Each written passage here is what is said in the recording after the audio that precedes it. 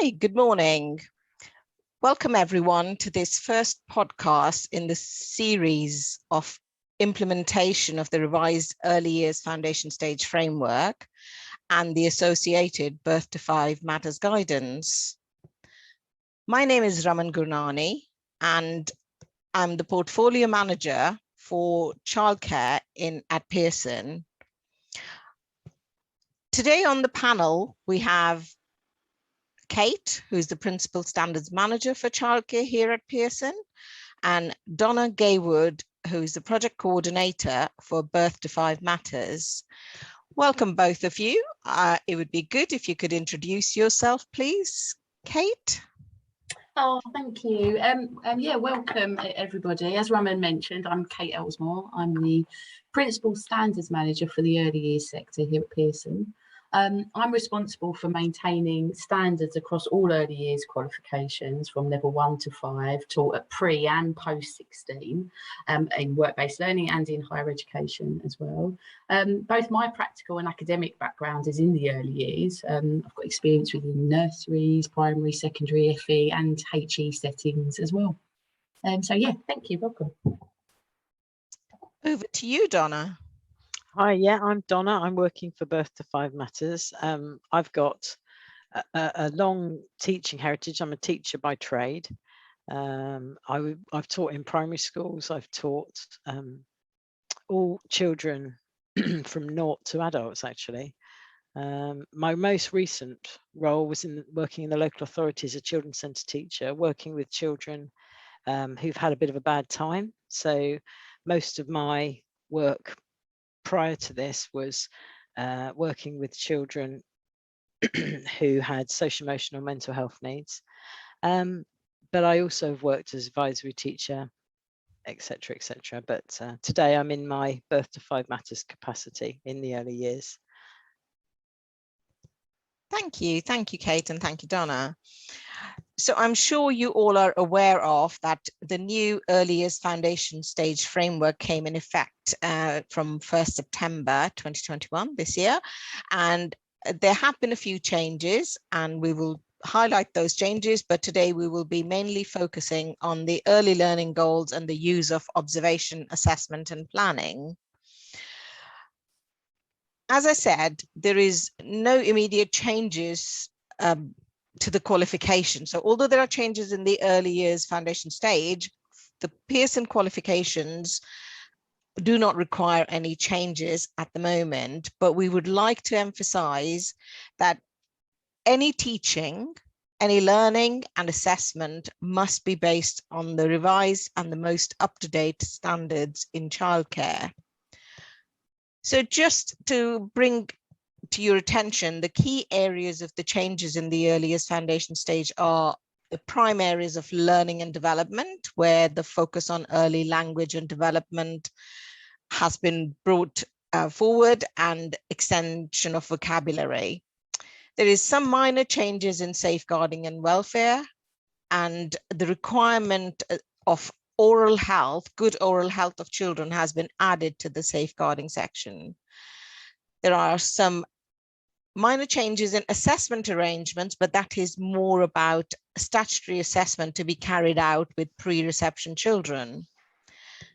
Changes in the early learning goals, that's more about the amplification, and it has been made clear with more focus on the factors that support child development at age 5. Today we will be exploring the early learning goals, which are important to monitor changes in these 7 areas, prime areas of learning and development. But before we start talking about that, I'm sure most of our learners would want to know, and I have a general question for both our panelists, which is, how do you think these changes would impact on the role of practitioners in the early years settings? Donna, any thoughts on that?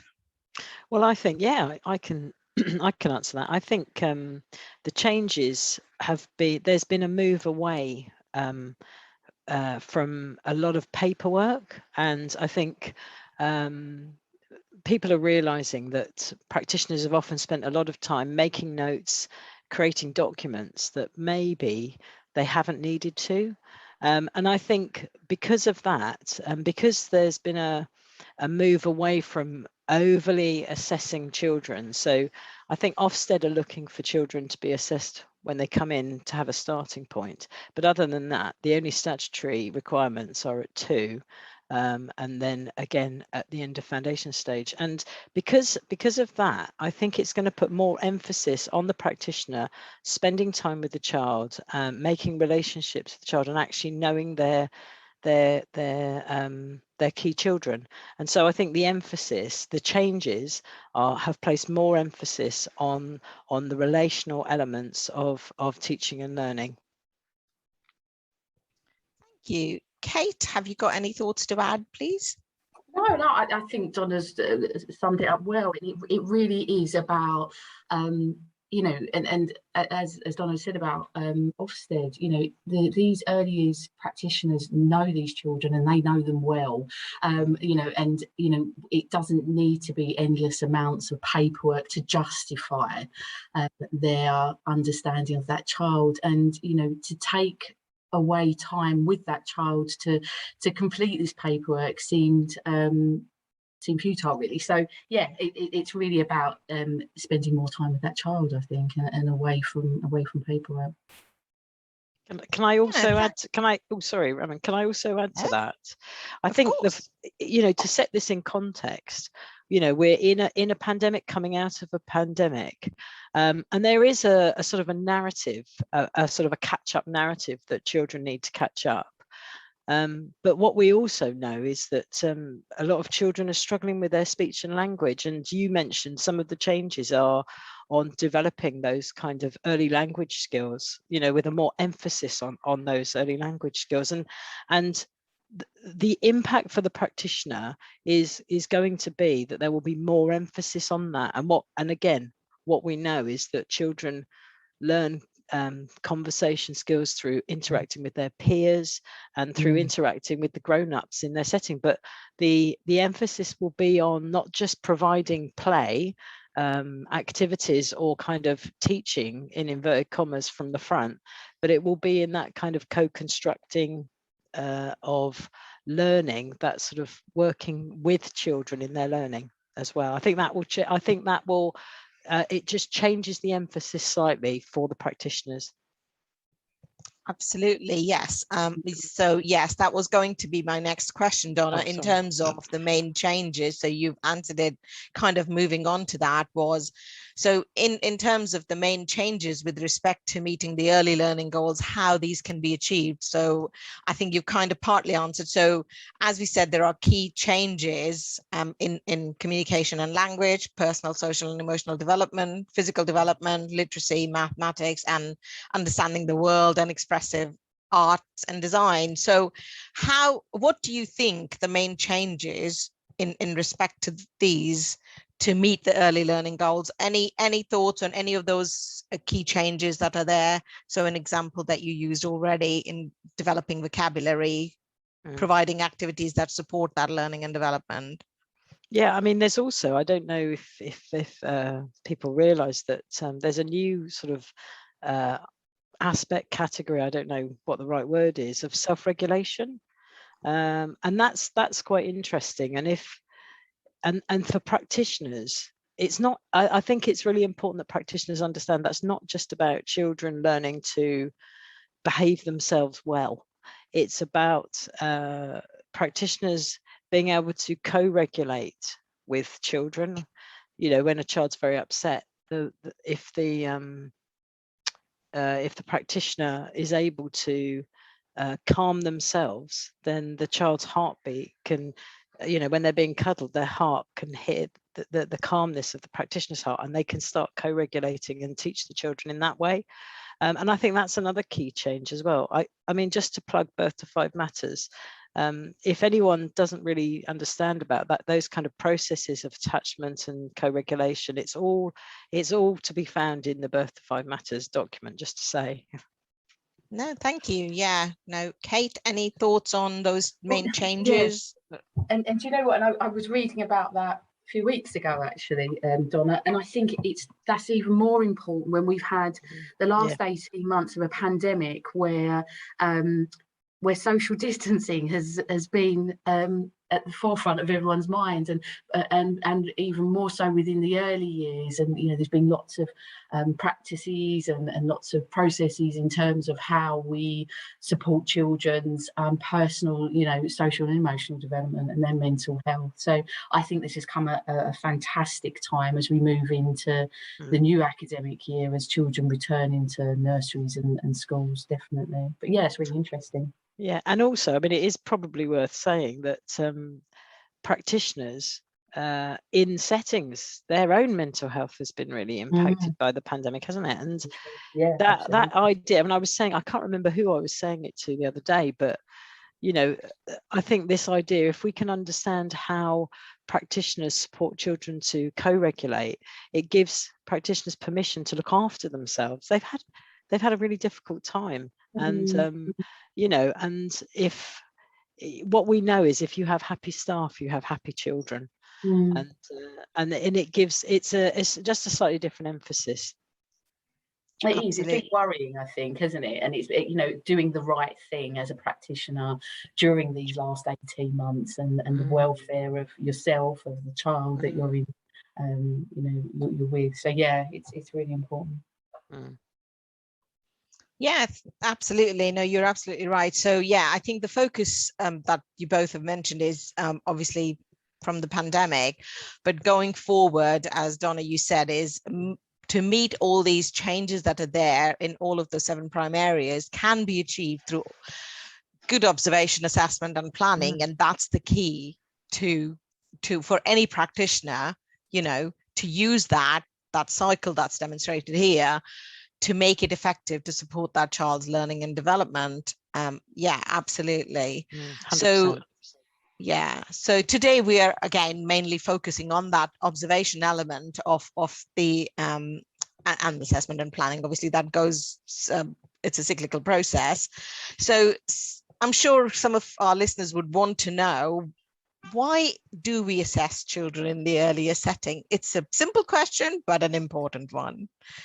Kate, any thoughts on that? Yeah, I couldn't agree more. I mean, what we assess children, to understand that their individual needs, their expected level of development, all the obvious points, practitioners can draw on the knowledge of their child and their own professional development to assess them.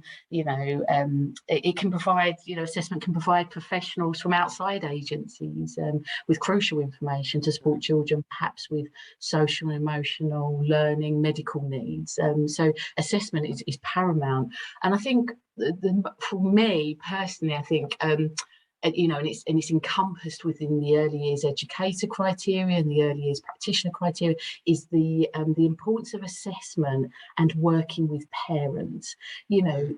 I think we value the contribution that parents bring to the assessment process of their child, and ensuring that they are they're involved in the assessment process. That they are aware of what's going on, the level in which their child is the future planning, what they can be doing at home, and that real joined up thinking together. You've got your formative, which is your ongoing assessment, your daily assessment, and then you've got your summative, and much what Donna had said, your progress check at 2 and your end of the EYFS, and that remains unchanged. And obviously we've now got the reception baseline assessment introduced as well. But there's all different forms of assessment, and I think it's I would always want to see assessment not as an isolated process. It's involved with many people, of many situations, and in many different ways, I suppose. Yeah, absolutely. Sorry, I just busting in there. I am sorry. I mean, I think you're right, Kate. I think that's amazing. I think what's interesting about assessment, it's got a bit of a bad press. I think some people really balk at the idea of assessing babies, because people kind of think that assessments like, let's all sit down and do an exam. Yes. And I think that's difficult, and it's tricky for people to kind of get their heads around. But if we are, or if you know, people are training early educators, you have to, in order to be able to teach someone something, you've got to find out what they know. You can't assume that people who have got nothing. People know, you know, people know loads of stuff. Children come in with whole funds of knowledge, and you know, we as educators, early educators, all we're doing is trying to find out where they're at, and that's what the assessment is. And I think that's what it's about as well. Yeah, I couldn't agree more. I think it's all about keeping it as natural as possible and as part of the day-to-day practice. So it's not, like you said, an assessment as an exam. It's an assessment that's natural, organic, you know, so absolutely. Yeah. And also, is it worth saying that there has been a shift, there's been quite a big shift away from the idea of kind of tick boxing assessment. That we're not interested. I don't think anyone particularly is interested in kind of going, this is what a child should look like, and if they can do this and this and this, then they're okay. We're not going for it like that. That's kind of very passé now, and I think that's quite hard for people to think about. And that's why, just to say, I mean, I know I'm from Birth to Five Matters, but that's one of the reasons why Birth to Five Matters brought in the ranges as overlapping, because we understand that children don't develop in a linear way. There isn't this kind of sort of developmental ladder that people have to climb up. That's not quite how it works. Children sort of development in lots of different ways. So when we make an assessment, we're trying to work out, are they kind of within a sort of okay sort of range? What do they know? What can they do? What are they thinking? How are they developing? So it's kind of based in child development. Yes, absolutely. I think the only formal requirement of the assessment is that pre-reception children. Even then, as you say, it's not that tick box. It's more about telling a story about that child before they move to school, about why that assessment is done and how it's done. Yeah, absolutely. And I think Ofsted, I don't know, Kate, you were talking earlier when we were chatting about Ofsted and what Ofsted is looking for, weren't you? That's right. Yeah. And it's important to consider, you know, and I know that there's, you know, and I've been looking on forums and you know, and the fear is of assessment still within this new structure of observation and assessment. I know we'll come to that later on. Is okay, then, so what do I show? What do I have as evidence? You know, and I think that early years practitioner doesn't perhaps always give themselves enough credit to say, you know that child and you don't need it written down, you know, to really show that, you know, that you've assessed them, you know where they're at, you know on a daily ongoing basis where they are, what they're doing, what they've done last week and how they've progressed. And it's, you know, that we know, don't you think? Definitely. And I think that sort of understanding about what the skills of the early years practitioner will have ramifications for tutors and people who are teaching them, because what we're asking them to do is to make relationships with children, because Ofsted want the story. Tell me about your key children. Tell me why you've put out, I don't know, sand with water in it. Tell me why. Why are you doing that? And that's the thing they want to know. And if and we're asking them to understand their children, because I know from my perspective, when I was leading nurseries, the people that made good assessments and did the best assessments were the ones who knew their children. They would just rattle them off, ding, ding, ding, ding, because they knew them. They didn't have to sit hours kind of crying over their tick boxes and highlighted sheets, because they knew their children. Thank you. Yeah, no, those are really important points. And obviously assessment includes, part of that is the observation. So I think it would be really good to then take it forward to say, what is the point of observation? You've kind of highlighted some of those things about why do we observe, because obviously Ofsted requires us to do that observation to then plan, assess and plan. So what's the point of observation? Donna? Well, I mean, for me, the point of observation, I love observing children. It was fantastic, isn't it? It was the first thing I ever did when I trained as a teacher. They sent us into school and we literally sat and watched children. That was all we did. And it's fantastic, isn't it? It's just the most interesting thing you can do. But the point is that each child is an individual. They've got their own uniqueness, their own ways, and I don't know if your tutors and everyone talk about the 100 voices of the child, you know, how to elicit a child's voice without them speaking. How do you understand a baby's voice? You know, they call it the child's voice, don't we? And it's about understanding that and finding what is the child saying or feeling or thinking through what I can see. And we were talking earlier, and I was thinking of an example of this. I worked with a little girl who'd had a really difficult time, and I went to see her, and what I noticed by observing was that she was lovely. She was playing the Play-Doh and she was really doing a lovely job. She was very kind to all the other children around her, sharing and doing that. Every time someone walked through the door, her head went up and she watched them. And it took her a couple of minutes to resettle herself, because she was hypervigilant, because in her home life and life in general, she'd had to watch carefully what was happening around her because it wasn't fun. And so what happened was her learning was being disrupted. So every time she tried to get into some sort of deep level learning, she couldn't, because she was so hypervigilant. Every time her eyes flicked up and watched the door, no one had noticed because she was such a lovely girl. She was so compliant, she's so gentle, so kind.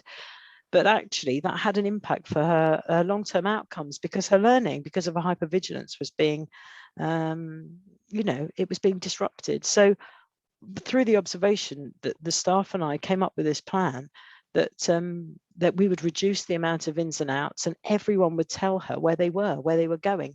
It made a massive difference, but it was the observation, a very close observation of her, that I was able to see what was actually happening for her. Yeah, great example, Donna. Thank you. Yeah, Kate, any thoughts on point of observation and how that supports the learning and development for children? Yeah, I mean that was amazing, and I think that's the joy and the point of observation is those moments, I think. And I think just a couple of things. The first thing is, observations don't always have to be formal. You don't need to be sitting there with a paper and a pen, sitting on the edge of a planned activity. Sometimes they can just be a quick observation. It's something you're observing an activity of 4 or 5 children of cutting and gluing, and one's not taking part, and you suddenly realise they're left-handed, and well, now I need to plan. I need to make sure I have left-handed scissors in the future. That's an observation. That's understanding and planning for the future. That observations don't always have to be a negative thing. The child's not reaching a milestone, or the child's behaviour, or the child's learning and development. It can also be something positive. An observation can document an achievement. An observation can spark inspiration for something. I remember once observing a group of children, and they were talking about a barbecue that one of them had, and there were all these orange flames, and the other one said, no, flames are blue.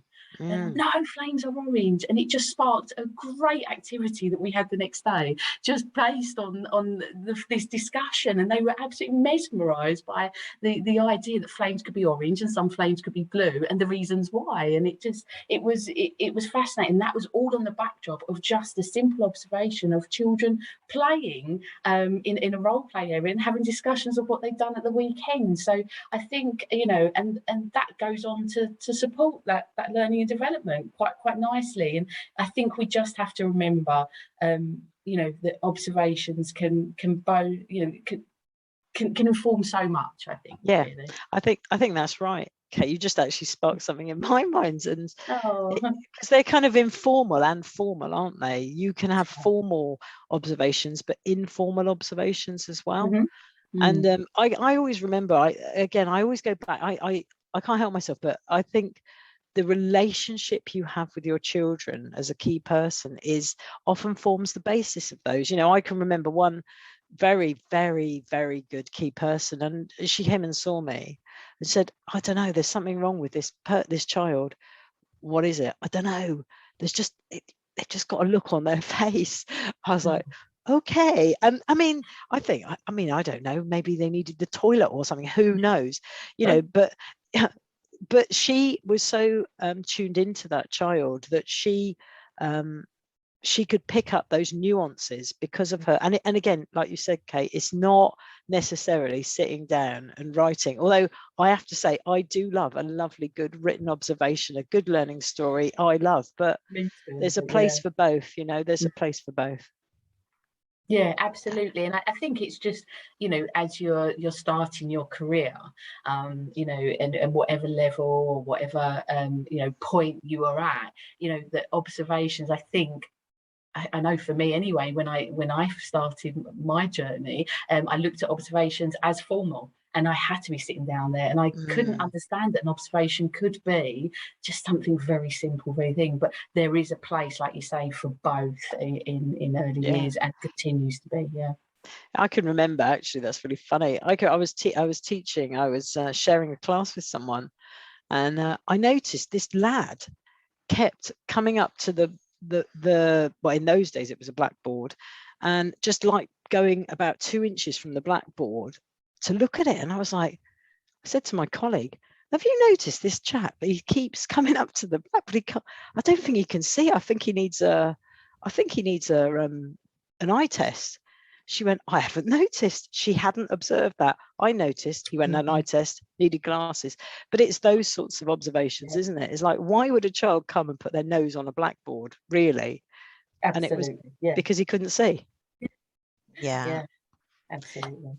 Yeah, some great examples you both have given. So that, I'm sure, has given our listeners some ideas on how they can use and what they should be doing when they're observing. So as a result of observation, obviously, the practitioners make a professional judgment, but it would be really important for them to understand, so what is a professional judgment? Because yes, you make a judgment at the end of the observation, and then you move with planning. So just a simple question, what is a professional judgment? Kate?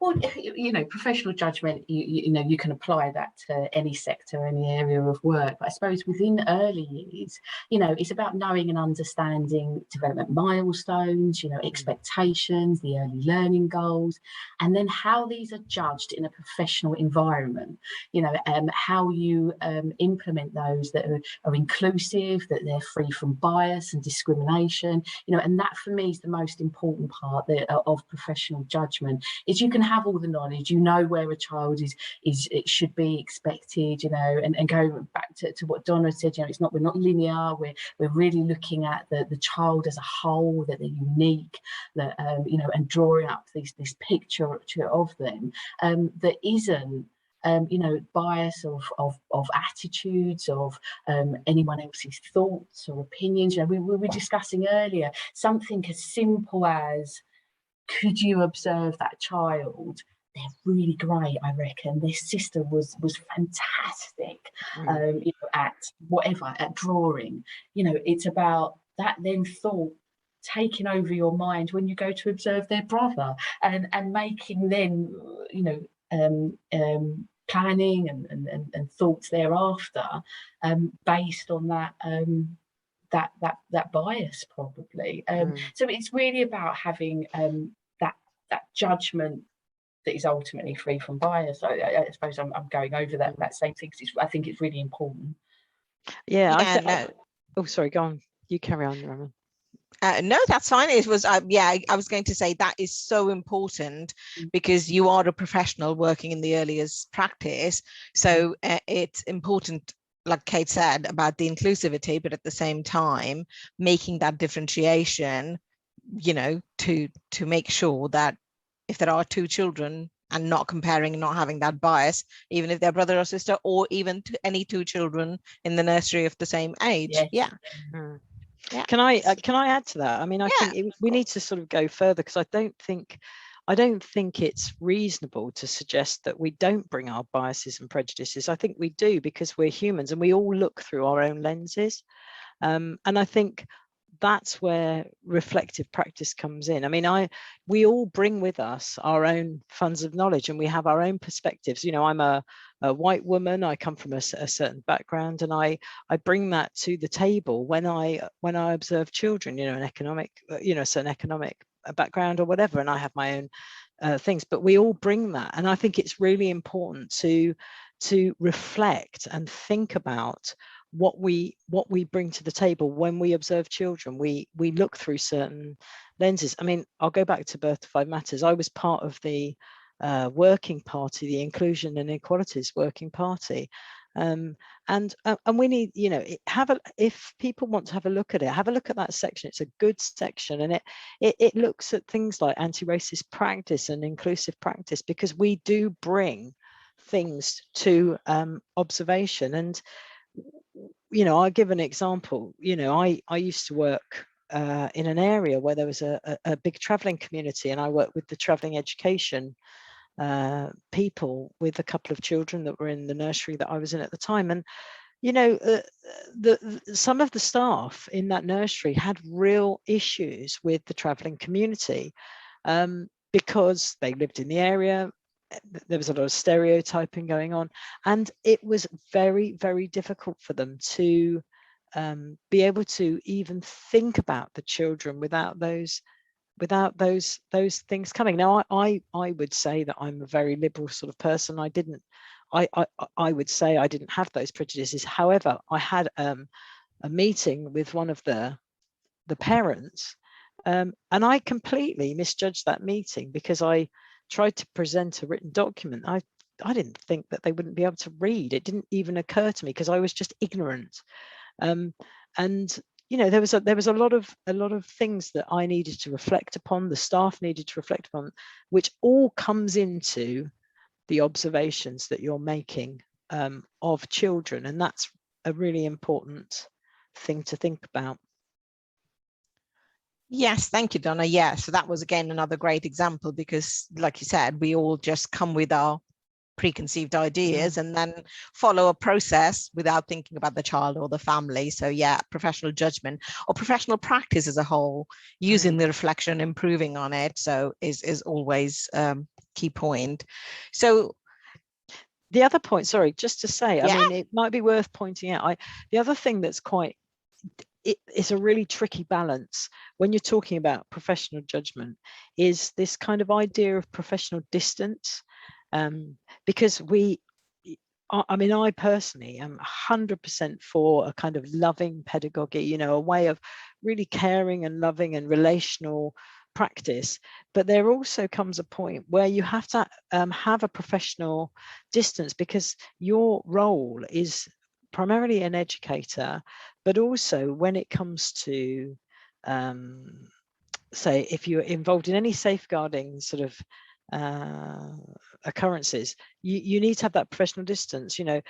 I know that some staff, and this is kind of funny and kind of sweet, they were very, very connected to their key children, which is lovely, and it made them good key people. But when they were making observations and assessments, mainly the assessments, they often over-egged the assessment, because they wanted their children to do really well, because they were like as proud parents, and I know they can do it.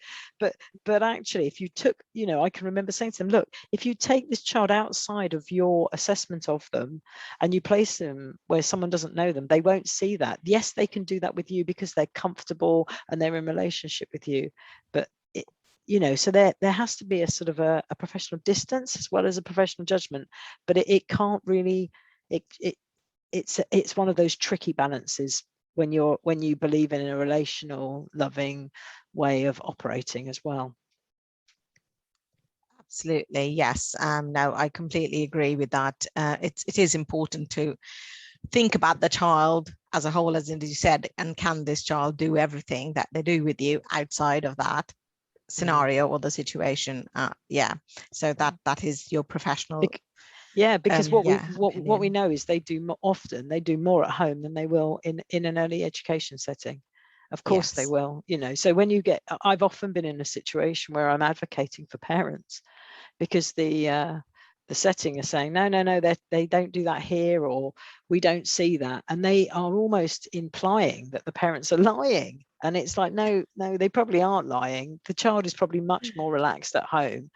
And you know, so it's all those sorts of things that are tangled into that sort of professional identity.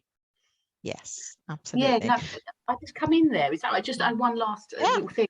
Is everything has been, those examples were fantastic, Donna, and especially one about the travelling, and then what you've just said there.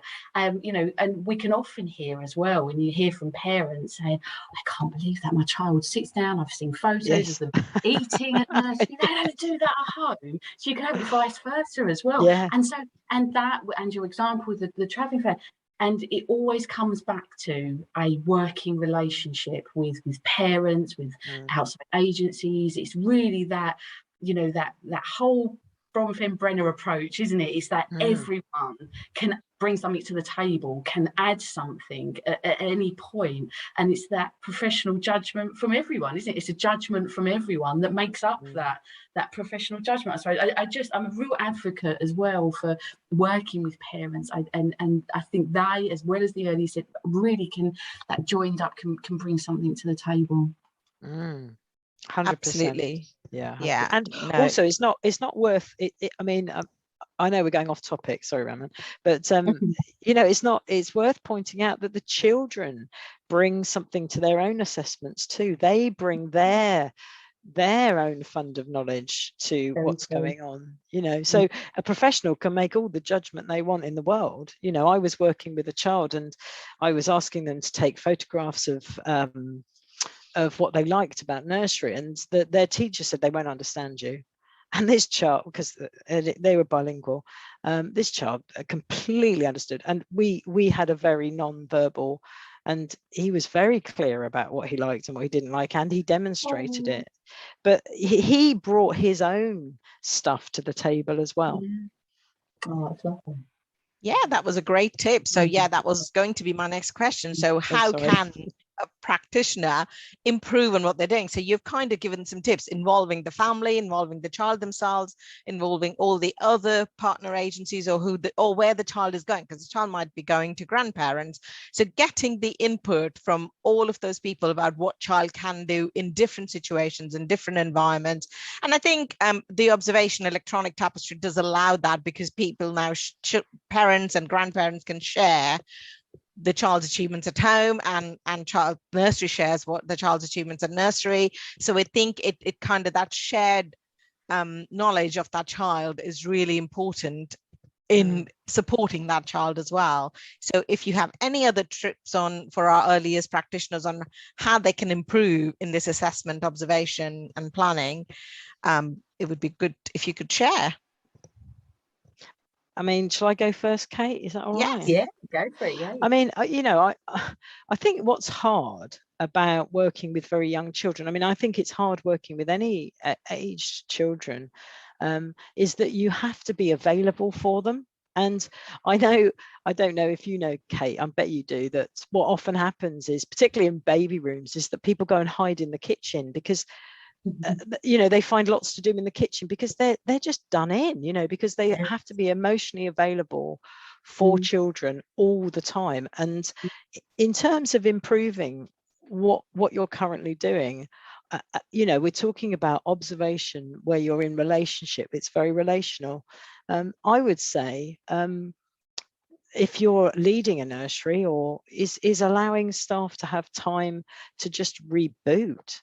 And allowing, and if you're training to become an early years practitioner, give yourself time to reboot, because you know, some practitioners are working from like 8 till 6 with very little break in relationship, and taking time out of that just to do life is really important, because if you have a life, you'll bring your life into your setting. If you don't do anything other than care for children, you will find that you will get stale and a bit burnt out. Yeah. Great tip. Yes, Donna, thank you. Yeah. Kate, any other top tips that you would like to add to?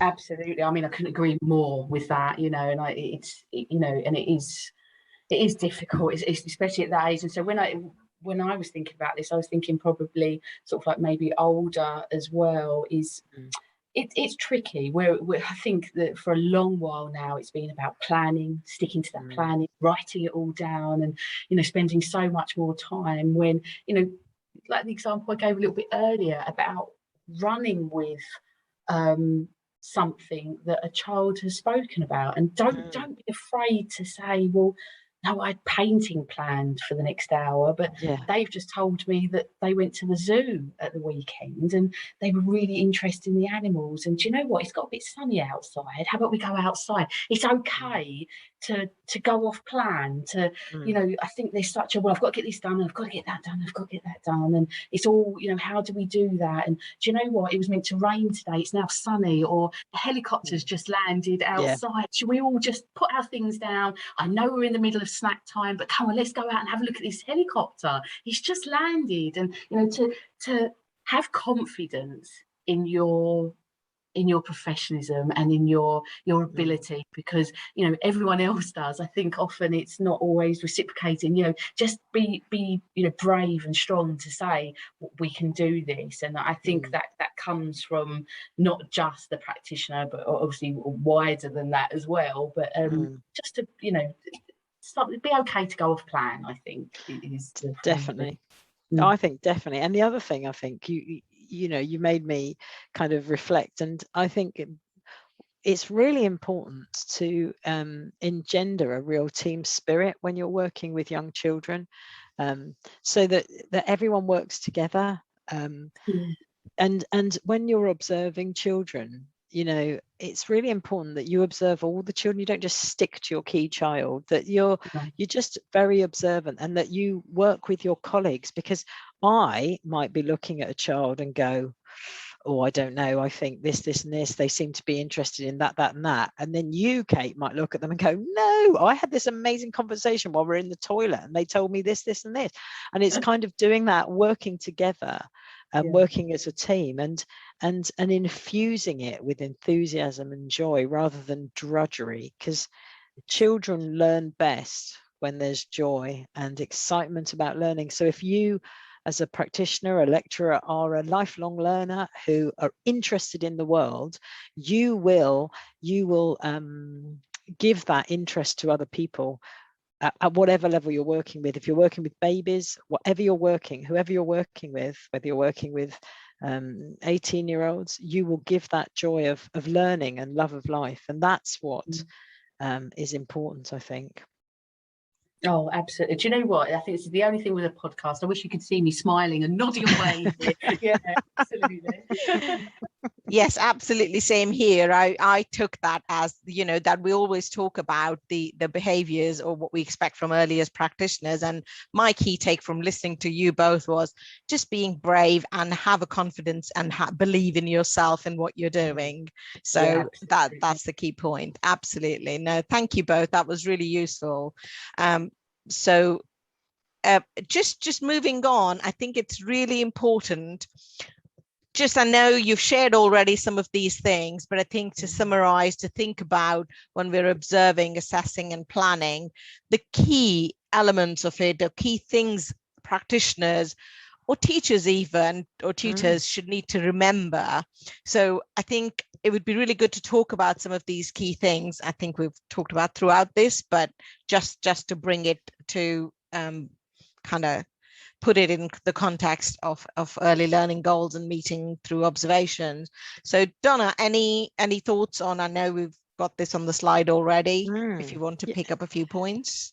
Yeah, I mean, I think the lens that you're looking through is really important. We were talking earlier, and I remember I was working with a group of practitioners and they were talking about a baby who was really angry. I'm like, can a 3-month-old baby be angry? I mean, do you not think they might be missing their mind? I was like, why do you think they're angry? Well, they're crying all the time.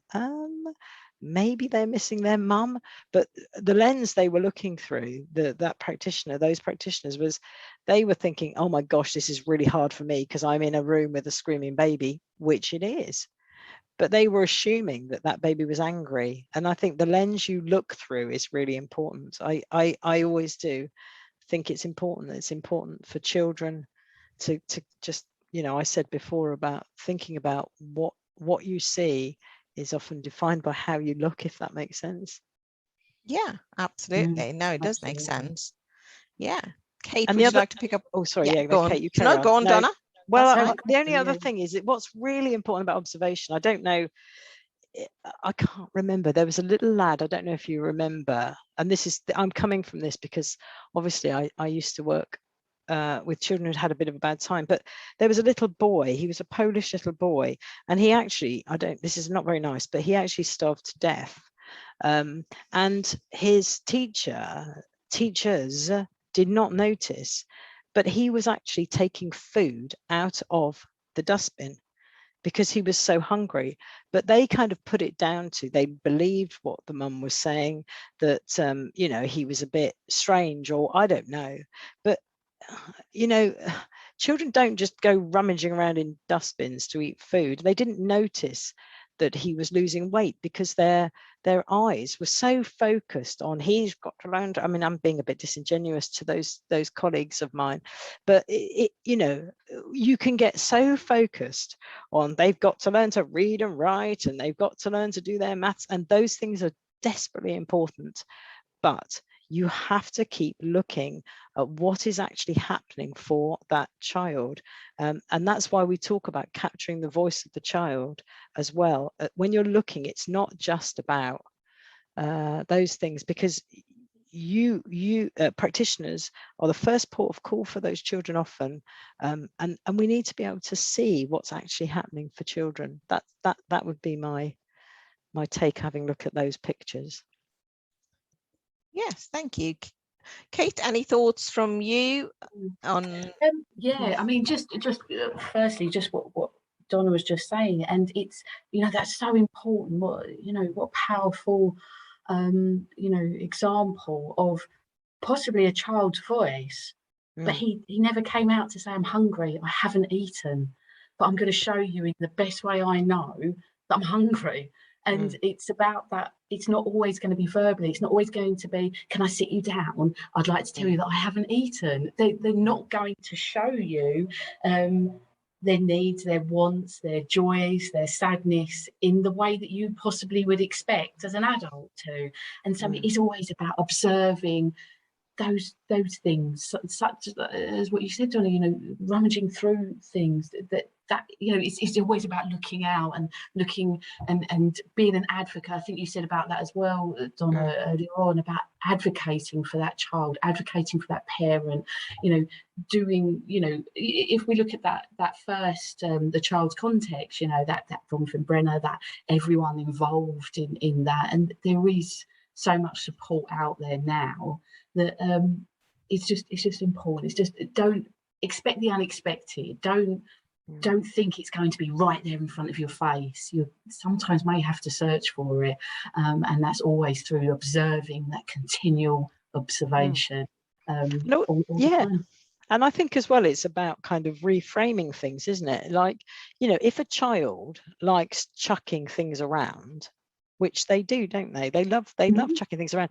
You can frame that and go, oh my gosh, he's throwing stuff around all over the place, and he's, it's really dangerous, and we've got to do. And yes, okay, it is. But then, as educators, we're gonna teach that child to throw in a really sort of safe way. You can throw here, throw the ball in there, or it's about sort of reframing how you understand.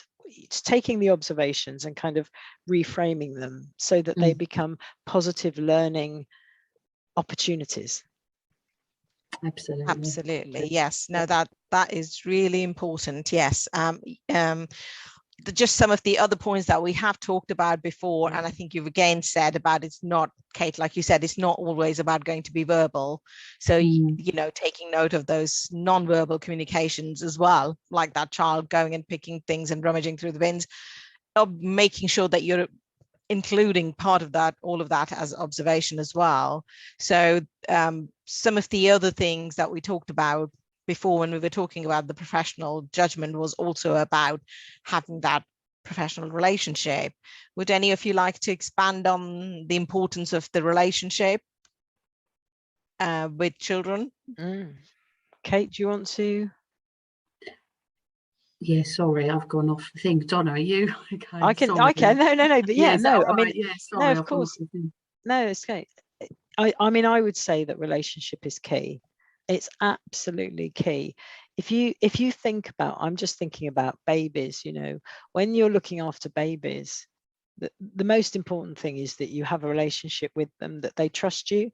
You know, going back to old Bowlby and his idea of a secure base, we know that children learn, if we're educators, we know that children learn when they have a secure base, and the teacher, the practitioner, the educator becomes that person. And if they trust you, if you have a relationship, a positive relationship with a child, they will learn better. And for people who are training the practitioners of tomorrow, that is a really important these are important relational skills that that need kind of investigating maybe.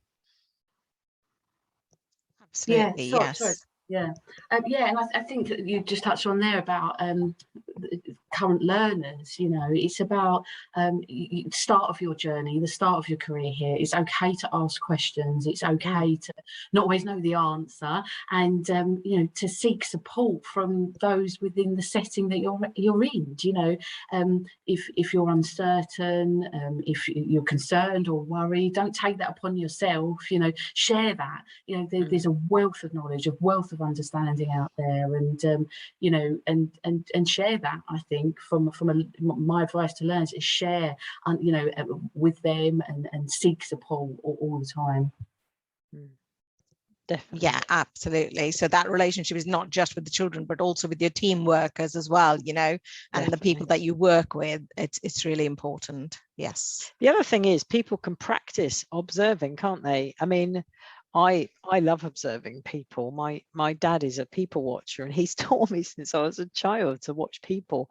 But you can practice those skills. You can practice watching people. You can practice kind of doing that in your everyday life, because that's a skill that you will need to be able to work effectively with children. Yes. You know, I think sometimes I'm going to make a comment. You might not like this or want to edit it out, but I think sometimes people go into working with young children thinking they have to be a child's entertainer. You know, I've got to entertain children. No, I think you don't have to do that. You don't have to be that person. You have to be able to make a relationship and then just be so interested in what the child's interested in. You know, if a child is looking at a ladybird, if they can sense from you that you're as interested in the ladybird as they are, and you want to know about the ladybird as much as them, then you are going to engender that love of learning. And that's what educators should be doing. So you don't have to be a child's entertainer to be a teacher or a practitioner.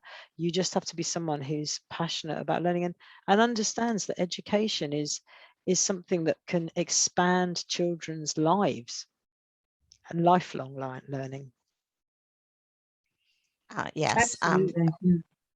Yeah, I think you've kind of taken into that. So obviously we come with sometimes our preconceived ideas and our own beliefs and values as well, that we then think, oh, this is how it's going to work in childcare, which is not always true. Yes, it's both positive and negative. So your own beliefs and values can impact on how you treat that child, how you support that child, and what you do.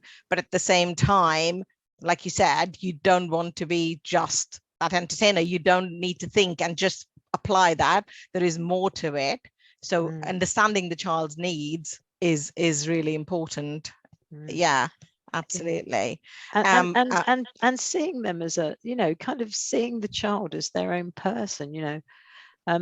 I'm going back to Birth to Five Matters, but the thing about Birth to Five Matters is it's very strong on the rights of the child to be able to be a powerful learner, to direct their own learning, and to understand that that's a really important kind of thing, you know, that I might believe all sorts of things, but you know, this child, how you think about the children as powerful learners is really important. We're not just there to stuff them full. We're there to kind of enable them to be what they want to be. Yes, absolutely. Yeah, so I think, like you said, it's all about a child being unique. Everything that you do has to be child-centered, and think about child as a whole. It's a holistic practice. So, you know, if you're doing all of those things, then you're doing the right things, no matter what you're doing in the childcare setting, or even when whether you're starting your journey, or whether you are leading a childcare setting, or whether you're a tutor. If those are your thoughts and beliefs and core values that you have, you know, then I think you're doing the right thing. Yeah, absolutely. So I know you have mentioned the Birth to Five Matters guidance anyway, so there is a website where you can download the Birth to Five Matters guidance. So the link is here for our learners and teachers and anyone listening to this podcast, but I'm sure you're already aware this supports the earliest foundation stage framework as well. There's also, sorry, just to say, Rowan, yeah. There's also some videos. If you go into the additional resources, there's some videos, and there's 2 videos that talk specifically about observation, assessment and planning. And there's one that talks about observation, assessment, planning, one that's talking about using the ranges, and more videos will be coming, which people can use as part of their lectures. They can, to promote thought and discussion amongst their students. Thank you, Donna. Yeah, that again, I can definitely vouch for those, because I have seen those videos, and the one that I kind of the resources section screenshot that's here. There are lots of other resources as well. So please have a look at it and make sure that you use that in your teaching, learning and assessments or even day-to-day in practice in the earlier settings as well. These are really useful as part of the CPD even. It's key to use those. Kate, any thoughts on Birth to Five Matters guidance? Anything that you want to point out? Yeah, I mean, as you know, I think a lot of what we've discussed today in terms of the revised EYFS, the Birth to Five Matters guidance, it can all be implemented across the whole of the qualifications that we offer at level 2, 3, 4 and 5. So it's really, I was just sitting there thinking, you know, this will really link really lovely with Unit 9 of the level 3 qualification, you know, and these are all great resources on there, and the guidance. I would really encourage you know, any teachers to encourage their learners to read and have a look at the Birth to Five Matters, at the revised framework, and see how it can be applied to some of the units within the qualification as well. It's really important. Yeah. Thank you, Kate. That's actually prompted me to say something as well now, which we are doing the mapping. We have done the mapping to earliest foundation stage changes to where it applies to the different units. And we will be doing the mapping key to which elements of Birth to Five Matters where you can apply to different units, like Kate said. So we'll share that with you. And also so we will be doing more podcasts with the help of our panelists in this series for earliest foundation stage, and specifically about Birth to Five Matters. So today we had focused on early learning goals and observation, assessment and planning. So watch out for this space for the next podcast in this series. So all I've got left to say is thank you very much to both our panelists, Kate and Donna, for sharing your insights. It was really helpful, and I'm sure our learners and practitioners will make the best use of the the Birth to Five Matters guidance, and will be able to use that in teaching, learning and assessment. And like I said, to apply and our learners will be able to make use of that in applying in their practice as well. So thank you both very much. And we will share the details of the next postcards with you very soon. Thank you. Thank you.